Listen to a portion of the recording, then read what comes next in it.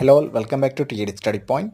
The total number of UNESCO World Heritage Sites in India are options 40, 42, 43, 48. Right answer option C 43.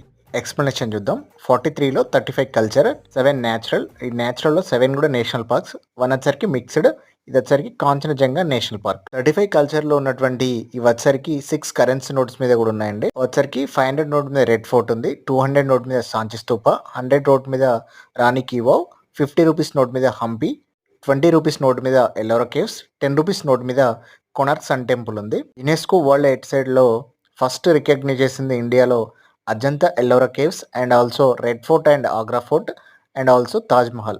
ఇది 1983లో recognise చేయడం జరిగింది. 39th Ramappa temple, 40th వచ్చరికి Dholavira Harappan city, 41st వచ్చరికి Shantiniketan, 42nd వచ్చరికి Hoysala temple Karnataka, 43rd వచ్చరికి మౌయిదామ్స్ అస్సాం.